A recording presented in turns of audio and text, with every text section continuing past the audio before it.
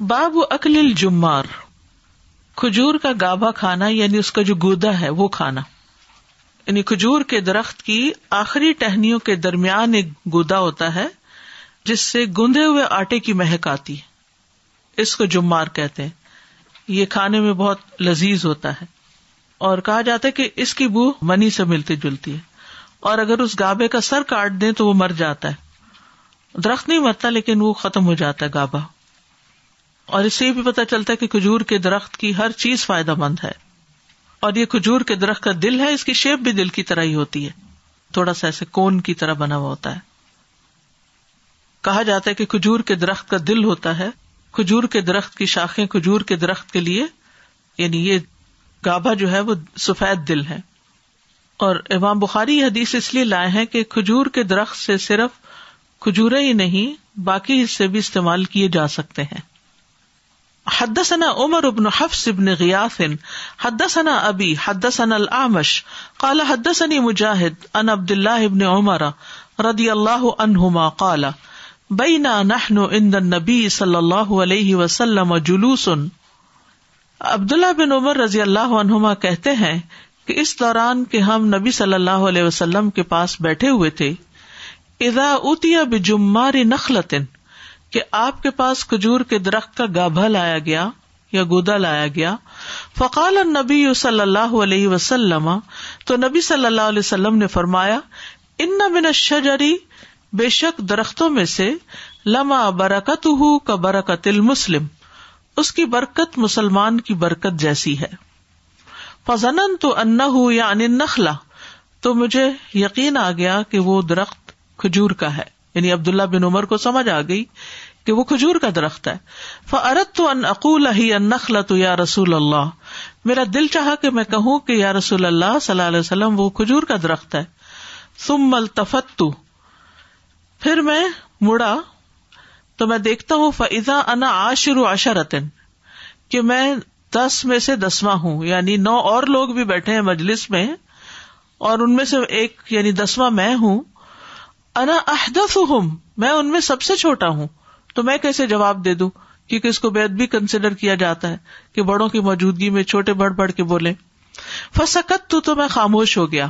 فقال النبی صلی اللہ علیہ وسلم ہی النخلۃ، تو نبی صلی اللہ علیہ وسلم نے فرمایا کہ یہ درخت کھجور کا درخت ہے. اس حدیث سے کچھ فوائد بھی پتہ چلتے ہیں. وہ یہ کہ نبی صلی اللہ علیہ وسلم کے سکھانے کے طریقوں میں ایک طریقہ سوال بھی تھا. آپ حاضرین کا امتحان لیتے تھے کہ کون زیادہ سمجھدار ہے، کون بات کی تہہ تک جلدی پہنچتا ہے.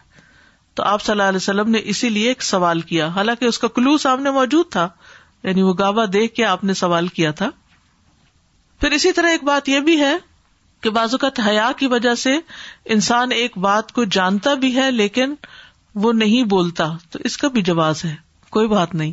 جیسے عبداللہ بن عمر نہیں بولے تھے، بعض اوقات آپ استاد سے زیادہ اچھا جواب جانتے ہوتے ہیں یا کسی چیز کی ایکسپلینیشن جان رہے ہوتے ہیں، لیکن آپ حیا کی وجہ سے یا ادب کی وجہ سے یا ویسے ہی شرما کر آپ وڈرا کر لیتے ہیں، اپنا اوپینین نہیں دیتے. تو ایسا کرنے میں کوئی گناہ کی بات نہیں، کوئی حرج نہیں ہے. حضرت ابن عمر کے دل میں یہ بات آ گئی تھی کہ یہ کھجور کا درخت ہے، لیکن انہوں نے آس پاس نظر دوڑائی کہ مجلس میں اور کون کون ہے، بھلا کوئی اور بولتا ہے کہ نہیں.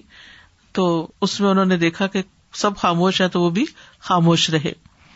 اسی طرح مجلس میں بڑی عمر کے لوگوں کا خیال رکھنا چاہیے، انہیں اپنے پر فوقیت دینی چاہیے.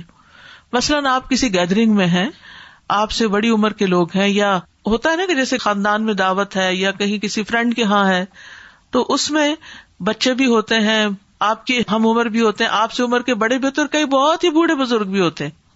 اب کھانا شروع ہو رہا ہے یا کوئی اور ایکٹیویٹی شروع ہو رہی ہے، تو سب سے پہلے جو سب سے زیادہ بڑی عمر کے لوگ ہیں ان کا خیال کرنا چاہیے اور ان کو توجہ دینی چاہیے، کہ وہ بعض اوقات اپنی کرسی سے نہیں اٹھ سکتے، بعض اوقات ان کو انٹرسٹ اتنا نہیں ہوتا بہت ساری چیزوں میں، تو ان کو بار بار پوچھنا بھی چاہیے، یعنی وہ لیفٹ آؤٹ پر فیل کرتے ہیں. تو بزرگوں کا ایک مقام ہے ہمارے دین میں، اور جس طرح بچوں کو توجہ دی جاتی ہے اسی طرح بڑوں کو بھی توجہ دینی چاہیے، وہ توجہ کے مستحق ہوتے ہیں. پھر اسی طرح نبی صلی اللہ علیہ وسلم نے جب دیکھا کہ لوگ سوال کا جواب نہیں دے رہے تو آپ نے خود جواب دے دیا. تو اس میں بھی کوئی حرج نہیں. یعنی ضروری نہیں کہ شاگردوں کو پریشان کرنا ہی مطلوب ہے یا ان کو بلیٹل کرنا کہ تمہیں کچھ نہیں آتا، نکمے ہو تم. نہیں، جب دیکھا کہ جواب نہیں آیا تو آپ نے خود ہی ایکسپلین کر دیا. یعنی استاد کا یہ کام ہے کہ وہ پڑھانے کے علاوہ اسٹوڈنٹ کو سوال کرنے پر اگر جواب نہ آئے تو جواب دینے بھی مدد کرے. مجھے اچھی طرح یاد ہے کہ جب میں نے پہلی دفعہ قرآن کا ترجمہ شروع کیا تھا تو مجھے کچھ سمجھ نہیں آتی تھی. اس وقت میری ایج ابھی 14 کی ہوئی نہیں تھی، چند دن کے بعد ہو گئی تھی.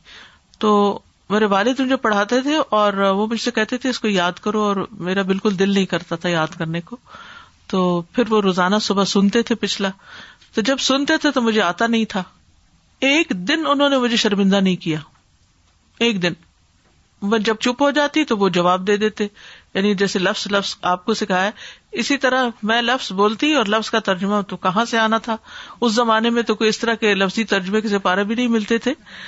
تو وہ پھر خود جواب دے دیتے، خود بتا دیتے اس کا یہ مطلب ہے. پھر آگے ایک دو لفظ کا ترجمہ کرتی، تیسرے پہ پھر اٹکتی، پھر خود بتا دیتے. تو میں کبھی سوچتی ہوں کہ اگر میرے والد میرے ساتھ اتنی شفقت نہ کرتے تو شاید میں جاہل رہ جاتی. یعنی اتنا تعاون کہ ان کو یہ ہوتا تھا کہ ایٹ لیسٹ اس کے کانوں سے یہ باتیں گزر جائیں، ایٹ لیسٹ اس کو سمجھ آنا شروع ہو جائے. ایک وقت آئے گا کہ سمجھ جائے گی. آج تو ہمارے سامنے بہت سی مثالیں ہیں نا، وہ 12 سال کی لڑکی نے یہ پڑھ لیا، وہ فلاں نے اتنی ایج میں یاد کر لیا، وہ 70 ایئرز اولڈ نے کر لیا. تو ہمیں انسپریشن ملتی ہے. تو جب آپ ہی اکیلے ایک کام کرنے والے اور آپ کے آس پاس کوئی آپ کی کلاس فیلوز، کوئی فرینڈز، کہیں کوئی تصور ہی نہ ہو تو وہ کام بہت ہی مشکل لگتا ہے. جیسے آج کل آپ کے بچوں کو بھی کچھ چیزیں بہت اس لیے مشکل لگتی ہوں گی کہ ان کے کلاس فیلوز میں سے، ان کے ایج فیلوز میں سے کوئی بھی نہیں کر رہا، تو وہ کہتے ہیں کہ پھر آپ ہمیں کیوں کہتے ہیں. یعنی مشکل ہوتا ہے نا. کاپی کرنا، دوسروں کو دیکھ کے کام شروع کر دینا وہ آسان ہوتا ہے. بچہ نہ کھائے تو ماں دوسرے بچے کو کھلانے لگتی تو پہلا بھی کہتا ہے میں نے بھی کھانا ہے. تو استاد کے لیے بہت ضروری ہے، اور خصوصاً دین کے استاد کے لیے، کہ وہ طالب علموں کو شرمندہ نہ کرے اور ان پر ایسی سختی نہ کرے کہ وہ بھاگ ہی جائیں دین سے. ہمارا اصل مقصد کیا ہے؟ ٹھیک ہے، کام کروانا، ڈسپلن کرنا بھی ہماری ذمہ داریوں میں سے ہے، لیکن محبت کے ساتھ. وہ کوئی مجھے بتا رہا تھا کہ ایک خاتون بڑی ہی مشکل سے اپنی بیٹی کو کس طرح مشقتوں سے لے کر آئی، اور وہ جیسے بچے ہوتے ہیں اسکول میں بھی جاتے ہوئے کہیں سے ٹم ہارٹن سے چائے پکڑی، کہیں کچھ کوئی ڈرنک لے لیا، تو وہ بھی ڈرنک لے کر اندر آ گئی اور آ کے کلاس میں بیٹھ گئی. اب وہاں کوئی جی آئی تھی تو انہوں نے پیچھے مڑ کو دیکھا تو ان کے ہاتھ میں چائے تھی، تو ان کا کہ یہ اٹس ناٹ الاؤڈ یہاں چائے پینا. تو وہ تو اس کے بعد دوبارہ پھر واپس نہیں آئی. کیونکہ بعض اوقات آپ کو نہیں پتا ہوتا کہ ماں باپ کتنے خوشامدوں کے ساتھ اور کتنی مشقتوں کے ساتھ کسی کو لے کر آتے ہیں، اور ہم یہاں اپنی ان اسٹرکٹ پالیسیز کو جو خود ہمیں اپنے اوپر اپلائی کرنی چاہیے، ہم ہر نیو کمر کے ساتھ بھی اپلائی کرنا شروع کر دیتے ہیں. ٹھیک ہے، نہیں کھانا چاہیے مسجد میں، نہیں کھانا چاہیے کلاس میں، لیکن بعض اوقات بچے یا کوئی نیا، آپ کو حال حلیے سے بھی پتہ چل رہا ہے کہ ایک شخص جس نے سر بھی نہیں کور کیا ہوا، جس کو بیٹھنے کا طریقہ بھی نہیں آتا، وہ ٹانگیں پھیلا کے بیٹھا ہوا ہے، وہ بالکل کیجول سٹائل میں بیٹھا ہوا، تو آپ دیکھ کے سمجھ رہے ہیں کہ وہ زبردستی لایا گیا ہے. اس کو تو اور پیار دینا ہے، نہ کہ وہاں ہم اپنے رولز بتانا شروع کر دیں کہ یہاں یہ نہیں ہو سکتا اور وہ نہیں ہو سکتا. تو اس طرح لوگوں کو بگانے کا کام نہ کریں، محبت اور شفقت کے ساتھ. دیکھیے ماضی میں جتنے بھی استاد آپ کے گزرے ہیں، آپ کو ان کی باتیں شاید یاد نہ ہوں، لیکن ان کا آپ کے ساتھ رویہ اور معاملہ آپ کو ضرور یاد ہوگا. یہ رویہ اور معاملہ اور اخلاق ایسی چیز ہوتی ہے جو دوسروں کے دل پر دیر پا اثرات چھوڑ جاتی ہے، چاہے وہ سختی کا ہو، چاہے وہ پیار اور نرمی کا ہو. اگر آپ نے اپنے رولز بھی پورے کروانے ہیں تو اس کے لیے بھی آپ لوگوں کو محبت سے بتائیں. آپ ان کو آلٹرنیٹ دیں، آپ یہاں آ جائیں، ادھر بیٹھ جائیں، ایسا کر لیں، ویسا کر لیں. لیکن نیا آنے والا جس کو ابھی کچھ بھی نہیں پتا، ہو سکتا ہے کہ آپ اس کو پیار سے بیٹھنے دیں گے تو قرآن خود اس کے دل پہ جائے گا، کیونکہ اللہ کا خطاب تو سب کے لیے. میں صبح سن رہی تھی سورۃ یونس، تو میں سوچ رہی تھی کہ اس میں تو زیادہ باتیں ان لوگوں کے لیے جو ایمان ہی نہیں رکھتے. یہ تو قرآن کا ایک بڑا حصہ ڈائریکٹ مومنوں سے خطاب کا نہیں ہے. قرآن کا ایک بڑا حصہ جو ہے وہ تو توحید کے دلائل اور ایک جنرل فارم میں بات کی گئی ہے ان لوگوں کے لیے جو کہ قرآن کو جانتے ہی نہیں، جن تک پہنچا ہی نہیں، جو مانتے ہی نہیں. تو ہم سمجھتے ہیں کہ یہ صرف ہماری کتاب ہے اور صرف ہم ہی اس کے وارث ہیں، جبکہ اس کا پیغام عام ہے، سب کے لیے ہے، اور ان تک تب پہنچے گا جب ہمارے رویے بدلیں گے، ہمارے اخلاق بدلیں گے. جیسے یہاں آپ دیکھیں کہ نبی صلی اللہ علیہ وسلم کس طرح کنسرن شو کرتے ہیں اور کس طرح مسئلے کا حل نکالتے ہیں. ہم مسئلے پیدا کرنے والے نہ ہوں، مسئلے حل کرنے والے ہوں. کہیں مسئلہ بن بھی رہا ہے نا تو اس کو بھی کم کر دیں جتنا حصہ آپ ڈال سکتے ہیں، نہ کہ چھوٹی سی بات پہ ہو ہا کریٹ کر کے اس کو اتنا بگ ایشو بنا دیا، کوئی کچھ ہے ہی نہیں اس میں. So as I was just reflecting on how it's so important to swallow the pride, because that becomes the biggest hurdle in so many aspects of our lives. Here we see in all of these ahadith also, even if you look at this one, Abdullah ibn Umar, he knew the answer but he didn't say it. But eventually you see this hadith is reaching us with his name mentioned there. So when it is that you're genuine, when you're sincere, and you humble yourself, Allah's help comes in the most amazing ways. Even this, the one that we learned previously, we see that Jabir radhiyallahu anhu, the news about his situation reached Rasulullah sallallahu alaihi wasallam. We don't find here that he took that news to him straight away, or he panicked, or he ran with that news straight away. The news eventually reached him, the solution eventually came. If you're patient, you swallow your pride, Allah helps you in the most amazing ways. اور سب سے بڑی تو آپ صلی اللہ علیہ وسلم نے یہ شو ہی نہیں کیا کہ دیکھو میں اللہ کا نبی ہوں، تم میری بات نہیں مان رہے، اور آپ اس سے ہرٹ بھی نہیں ہوئے. اگر ہمیں کوئی پوزیشن ملی ہو اور لوگ 1 سے 2 دفعہ کہنے پہ بات نہ مانے تو ہم خفا ہو جاتے ہیں کہ انہوں نے ہمارا لحاظ ہی نہیں کیا، انہیں نہیں پتا ہم کون ہیں. And even how we started today with this ayah of Surat Maryam, how Allah helped Maryam alayha salam in such an amazing way. She also was accepting of her situation. So wherever you see this kind of humility, you see Allah's help coming in the most amazing way. So we need to develop that within us. اور عبداللہ بن عمر کو جب پتا بھی چل گیا تو انہوں نے یہ نہیں کہا کہ یا رسول اللہ مجھے تو پہلے ہی پتا تھا. السلام علیکم ورحمۃ اللہ وبرکاتہ. استاذہ 2 باتیں میں سوچ رہی تھی. ایک تو یہ کہ اس محفل میں جید صحابہ کے ساتھ ایک بچہ بھی بیٹھا ہوا ہے، بالکل ہم اپنے درس میں بچوں کو ذرا سائڈ کر دیتے ہیں. اور دوسری بات یہ ہے کہ اللہ سبحانہ و تعالی حضرت موسیٰ علیہ السلام کو فرعون کے پاس بھیج رہے ہیں، تو فرعون سے برا کوئی نہیں اور حضرت موسیٰ علیہ السلام سے اچھے ہم نہیں ہو سکتے. ان سے بھی حکم ان کو دیتے ہیں اللہ سبحانہ و تعالی کہ نرم گفتگو کرنا. بالکل. Ustaza, also Abdullah ibn Umar radiyallahu anhu, he had so much haya that he hesitated to speak in front of Rasulullah sallallahu alaihi wasallam when the elders were around. We learn about the importance of haya, which is also a branch of iman. Bilkul. I was thinking, Nabi sallallahu alaihi wasallam said about the tree, ka barakatil muslim. What an amazing honor that the more you submit, the more barakah Allah subhanahu wa ta'ala will bring to you. This is a beautiful point that keeps hitting me, that you are a Muslim. People sometimes think that, you're surrendering, you're submitting, you don't have a will of your own, you're not standing out, you're giving up yourself. But Allah subhanahu wa ta'ala and Prophet sallallahu alaihi wasallam over here is highlighting the barakah of a Muslim. یعنی کہ مسلم سے خیر ہی خیر پہنچتی ہے. جیسے کھجور کے درخت کا ہر حصہ استعمال ہوتا ہے، ایور گرین ہوتا ہے، تؤتی اکلها کل حین باذن ربها. تو اسی طرح مومن سے بھی ہر وقت خیر ہی خیر جاری رہتی ہے. یعنی یہ ہے دونوں کی ریزمبلنس. باب الاجوتی، اجوا کھجور کا بیان، اجوا کی فضیلت. حدثنا جمعة بن عبد الله حدثنا مروان اخبرنا هاشم ابن هاشم اخبرنا عامر بن سعد عن ابيه قال قال رسول الله صلی اللہ علیہ وسلم من تصبح كل يوم، رسول اللہ صلی اللہ علیہ وسلم نے فرمایا جو صبح کے وقت لے ہر روز 7 تمرات اجوۃ، 7 اجوا کھجوریں، لم يضرہ فی ذلک اليوم سم، اس کو اس دن کوئی زہر نقصان نہیں دے گا، ولا سحر، اور نہ کوئی جادو. سنن ترمذی کی روایت میں آتا ہے، ابو ہریرہ کہتے ہیں کہ رسول اللہ صلی اللہ علیہ وسلم نے فرمایا اجوا کھجور جنت میں سے ہے اور اس میں زہر سے شفا موجود ہے. اچھا، ایک زہر کی قسم تو وہ ہوتی ہے نا جو جان سے مار دیتا ہے، تو یہ جو زہریلے مواد ہیں، ٹاکسنز جو ہیں، تو اس سے یہ پتہ چلتا ہے کہ ان کی بھی اینٹیڈوٹ ہے، وہ بھی جسم سے زہر یعنی ایسے مادوں کو نکالتی ہے. ایک اور روایت میں ہے سلسلہ صحیحہ کی، ابو ہریرہ رضی اللہ عنہ کہتے ہیں رسول اللہ صلی اللہ علیہ وسلم نے فرمایا جنت کی صرف 3 چیزیں زمین میں پائی جاتی ہیں، اجوا کھجور کا درخت، نمبر 2 اوقیے جو ہر روز جنت کی برکت میں سے فرات میں نازل ہوتے ہیں، اور نمبر 3 حجر اسود. اجوا میں سے بھی مدینہ کی جو اجوا ہے وہ زیادہ بہتر ہے. عبداللہ بن عبد الرحمن بن معمر کہتے ہیں کہ ایک مرتبہ عامر بن سعد نے عمر بن عبد العزیز کو، جبکہ وہ مدینہ کے گورنر تھے، اپنے والد سعد بن ابی وقاص کے حوالے سے یہ حدیث سنائی.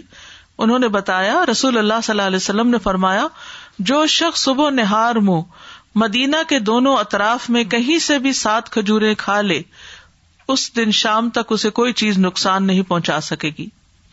اور راوی کہتے ہیں کہ انہوں نے یہ بھی فرمایا کہ اگر شام کو کھا لے تو صبح تک کوئی چیز نقصان نہیں دے سکے گی. تو عمر بن عبد العزیز نے کہا، اے عامر اچھی طرح سوچ لو تم رسول اللہ صلی اللہ علیہ وسلم کے حوالے سے کیا چیز بیان کر رہے ہو. تو انہوں نے کہا، میں اس بات پر گواہ ہوں کہ میں سعد رضی اللہ عنہ پر جھوٹ نہیں باندھ رہا اور سعد نے رسول اللہ صلی اللہ علیہ وسلم پر جھوٹ نہیں باندھا. یعنی بالکل سچی بات ہے. یہ اجوا کھجور جو ہے یہ سیاہی مائل ہوتی ہے، بلیک کلر کی ہوتی ہے، اور ساری کھجوروں میں سے سب سے فائدہ مند ہے. مدینہ میں پائی جاتی ہے. اس کے متعلق رسول اللہ صلی اللہ علیہ وسلم نے دعا کی، اس لیے دعا کی برکت سے اس میں یہ تاثیر ہے. یہاں یہ بات یاد رکھیے کہ نہار منہ کھانا زیادہ بہتر ہے، یعنی کچھ بھی کھانے سے پہلے. اور پھر یہ زہر اور جادو سے حفاظت کا باعث ہے.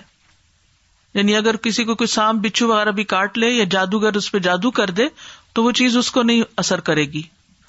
اجوا کی یہ تعداد جو ہے یہ خاص ہے کہ 7 کی تعداد میں.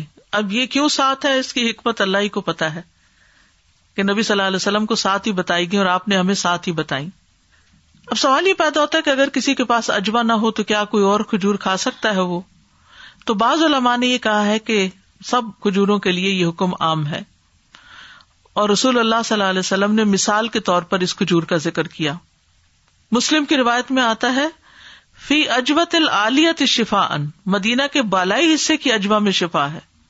اور احمد کی روایت میں مقام عالیہ کی کھجوروں میں شفا ہے، یا فرمایا صبح سویرے نہار منہ کھانے میں شفا ہے. تو بہرحال بعض علماء یہ کہتے ہیں کہ چونکہ کھجور کا درخت ایک بابرکت درخت ہے، اس لیے کوئی بھی کھجور آپ خالی پیٹ کھا لیں آپ کو فائدہ ہی دے گی. اجوا کے اپنے فوائد ہیں، لیکن کوئی بھی کھجور کھانا کسی بھی قسم کی جو بھی اویلیبل ہے، اور اگر 7 نہیں بھی کھا سکتے کیونکہ بعض اوقات 7 کچھ لوگ نہیں کھا سکتے، تو جتنی بھی آپ کھا لیں، 1 کھا لیں، 2 کھا لیں، 3 کھا لیں، تو ہمیں اس کا اہتمام کرنا چاہیے. اچھا، اس میں آپ دیکھیے کہ بعض اوقات ہم کہتے ہیں خالی پیٹ زیتون پی لو، خالی پیٹ کھجور کھا لو، خالی پیٹ کلونجی کھاؤ، خالی پیٹ یہ کھاؤ. اکثر جو نسخے بتائے جاتے ہیں وہ نہار منہ کے بہت سے بتائے جاتے، پھر انسان کہتا ہے اب کروں کیا، کانفلکٹ ہو جاتا ہے. تو آپ یہ بھی کر سکتے ہیں کہ 1 ویک کے لیے ایک چیز جاری رکھیں یا 1 مہینے کے لیے، پھر آپ چینج کریں، کیونکہ ایک ہی چیز جب آپ مسلسل کرتے ہیں نا تو جسم پھر اس کا عادی ہو جاتا ہے، اس کا وہ فائدہ نہیں رہتا. تو بدل بدل کے. اسی طرح کچھ چیزیں موسم کے ساتھ، یعنی موسم سردیوں کا ہے تو کچھ ایک طرح کی چیز، گرمیوں کا ہے تو کچھ اور. باب القران فی التمر، 2 کھجوریں ایک ساتھ ملا کر کھانا. قرین کہتے ہیں نا ساتھی کو، تو قران اسی سے ہے. اور یہ منع ہے خاص طور پر جب کوئی شخص دوسروں کے ساتھ بیٹھ کے کھا رہا ہو، ایک ہی برتن سے کھا رہا ہو. اور پھر یہ کھجوروں پر قیاس کرنا چاہیے اور چیزوں کو، جیسے انگور ہیں یا چاکلیٹس ہیں یا کوئی بھی چیز، یعنی کھانے کی چیزیں جس میں بہت سارے لوگ مل کے کھا رہے ہیں، تو آپ اس میں سے ایک وقت میں 2-3 اکٹھی نہ کھائیں کہ آپ زیادہ کھا جائیں، دوسروں کی رعایت رکھ کے کھائیں، یہ مقصد ہے. لیکن اس میں سے وہ پھل نکل جائیں گے کہ جن کو ملا کر ہی کھانا پڑتا ہے، جیسے انار کے دانے. تو اب آپ وہ ایک ایک دانہ نہیں کھا سکتے، یا چاول کا ایک ایک دانہ نہیں کھا سکتے، آپ کو اکٹھے ہی کھانے پڑیں گے. لیکن انگور اور کھجور مختلف ہیں یا زیتون ہے، اور ایسا کرنے سے انسان اپنے بھائی کے حق میں ظلم کرنے والا بن جاتا ہے. ہاں اکیلے بیٹھے ہیں یا جلدی ہے آپ کو تو آپ 2 بھی اکٹھی منہ میں ڈال لیں، یا آفر کرنے والا کرے کہ 2 لے لیں تو پھر آپ لے لیں. حدثنا آدم حدثنا شعبہ حدثنا جبلۃ بن سحیم قال اصابنا عام سنة مع ابن الزبیر فرزقنا تمرا. جبلہ بن سحیم کہتے ہیں کہ ابن زبیر کی خلافت میں ایک سال ہم پر قحط آیا. اصابنا عام سنة، ٹھیک ہے. فرزقنا تو وہ ہمیں دیتے تھے، تمرن کھجور، یعنی کھانے کے لیے کھجور دیتے تھے. فکان عبداللہ ابن عمر یمر بنا، تو عبداللہ بن عمر ہمارے پاس سے گزرتے، ونحن ناکل، اور ہم کھا رہے ہوتے تھے، ویقول، اور وہ فرماتے، لا تقارنوا، دو دو مت کھانا، یعنی پاس سے گزرتے ہوئے نصیحت کرتے. فإن النبی صلی اللہ علیہ وسلم نہا عن القران، کیونکہ نبی صلی اللہ علیہ وسلم نے دو کھجوریں ملا کے کھانے سے منع کیا. ثم یقول الا ان یستأذن الرجل اخاہ، مگر یہ کہ انسان اپنے بھائی سے اجازت لے لے، دوسرے کی پرمیشن سے کھا سکتا ہے. قال شعبۃ الاذن من قول ابن عمر، شعبہ کہتے ہیں کہ اذن کا لفظ جو ہے یہ ابن عمر کا قول ہے، یعنی ان کی وضاحت ہے، اصل حدیث کے اندر نہیں ہے یہ بات. باب القثاء، ککڑی کا بیان، کیوکمبر. حدثني اسماعیل بن عبد اللہ قال حدثني ابراہیم بن سعد عن ابیہ قال سمعت عبد اللہ بن جعفر قال رأيت النبي صلی اللہ علیہ وسلم يأكل الرطب بالقثاء. سعد اپنے والد سے روایت کرتے، وہ کہتے ہیں کہ میں نے عبداللہ بن جعفر کو سنا کہ وہ کہتے ہیں کہ میں نے دیکھا نبی صلی اللہ علیہ وسلم کو کہ آپ ککڑی کے ساتھ تازہ کھجوریں کھا رہے تھے، یا تازہ کھجوروں کے ساتھ ککڑی کھا رہے تھے، یعنی کھجور اور ککڑی ملا کے کھا رہے تھے، مکس کر کے. اور اس میں وہ حدیث پہلے بھی گزر چکی ہے کہ حضرت عائشہ جو تھی وہ دبلی پتلی تھی، ان کی والدہ ان کی رخصتی کرنا چاہتی تھی، تو وہ چاہتی تھی کہ یہ ذرا موٹی ہو جائے، تو انہوں نے پھر ان کو تازہ کھجوریں ککڑی کے ساتھ ملا کے کھانے کو دی، تو ان کا دبلا پن جاتا رہا. مقصد یہاں یہ حدیث لانے کا کیا ہے کہ دو چیزیں ملا کے کھائی جا سکتی ہیں. آپ فروٹ چاٹ بنانا چاہیں تو شوق سے بنائیے، یعنی بعض لوگ ان چیزوں پر اعتراض شروع کر دیتے ہیں، ہر چیز اکٹھی کر لی ہے، ٹو مچ کر دیا ہے، یہ بھی ڈال دیا وہ بھی ڈال دیا. کوئی حرج نہیں، اگر کسی کو سوٹ کرتا ہے تو کھانے میں سہولت آ جاتی ہے. ورنہ بچوں کو اگر آپ فروٹ کاٹ کے نہیں دیں، بڑے بچوں کو بھی نہیں کاٹ کے دیں تو فروٹ خراب ہو جائے گا، لیکن کوئی کھائے گا نہیں گھر میں. تو اس کا پھر حل یہی نکالا جاتا ہے کہ تھوڑا بہت اس کو چٹپٹا بنا کر کے لا دیا جائے. یہ ویجی اور فروٹ دونوں ہیں، صرف فروٹس بھی نہیں، ویجی اور فروٹس بھی ملا کے. باب برکت النخل، کھجور کے درخت کی برکت. حدثنا ابو نعیم حدثنا محمد بن طلحة عن زبید عن مجاہد قال سمعت ابن عمر عن النبی صلی اللہ علیہ وسلم قال ان من الشجر شجرۃ. ابن عمر کہتے ہیں کہ نبی صلی اللہ علیہ وسلم نے فرمایا کہ درختوں میں سے ایک درخت ہے، تکون مثل المسلم، وہ مسلمان کی طرح ہوتا ہے، وہی النخلۃ، اور وہ کھجور کا درخت ہے. مسلم از لائک ڈیٹ پام. ایک اور روایت ہے صحیح بخاری کی، اس میں آتا ہے کہ رسول اللہ صلی اللہ علیہ وسلم نے فرمایا درختوں میں سے ایک درخت ہے جس کے پتے نہیں جھڑتے، اس کی مثال مسلمان جیسی ہے. بتاؤ وہ کون سا درخت ہے؟ تو لوگ جنگلی درختوں کی سوچ میں پڑ گئے، اور میرے دل میں خیال آیا کہ میں بتا دوں کہ کھجور کا درخت ہے. عبداللہ کہتے پھر مجھے شرم آ گئی.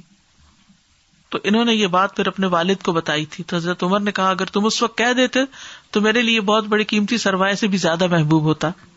تو مسلمان اور کھجور کے درخت میں جو مماثلت ہے، اس میں کیا کیا مماثلت ہے؟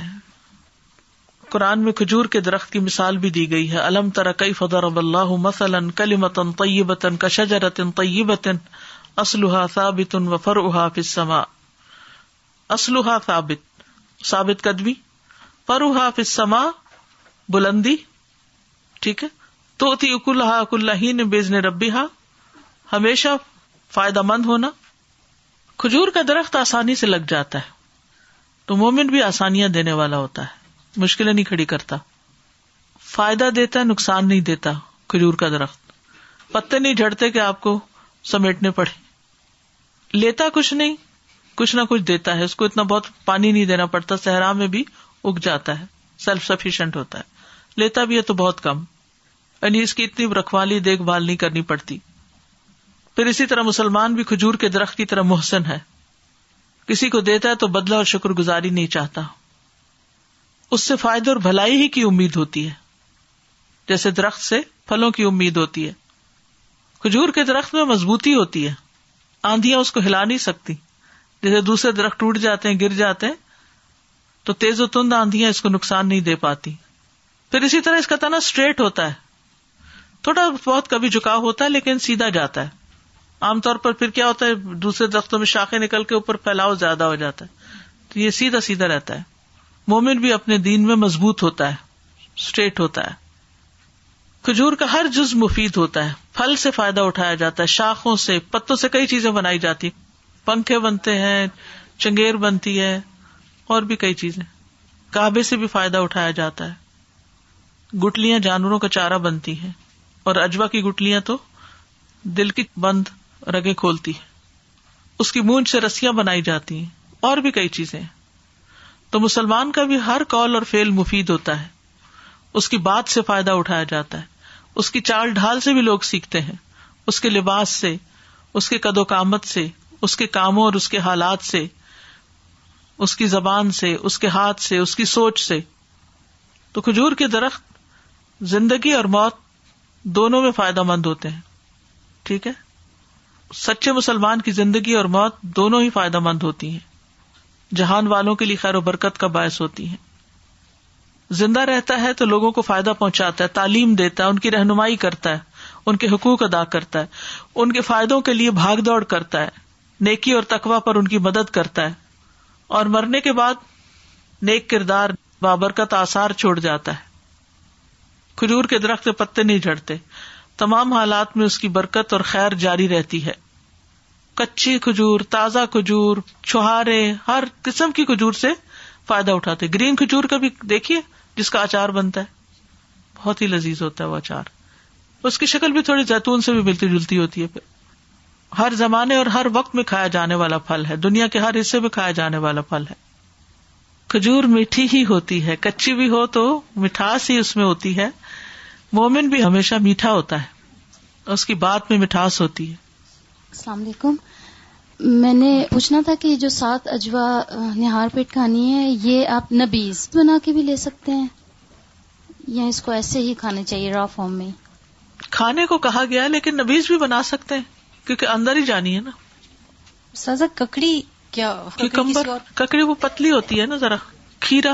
لیکن ہم تو ککڑی کسی اور چیز کو کہتے ہیں. کس کو کہتے ہیں؟ ہنی ڈو کو، وہ چیز کو کہتے ہیں ککڑی.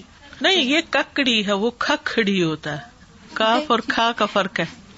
اوکے، جزاکم اللہ خیرا. سبحانک اللہم و بحمدک، اشہد ان لا الہ الا انت، استغفرک و اتوب الیک. السلام علیکم و رحمۃ اللہ وبرکاتہ.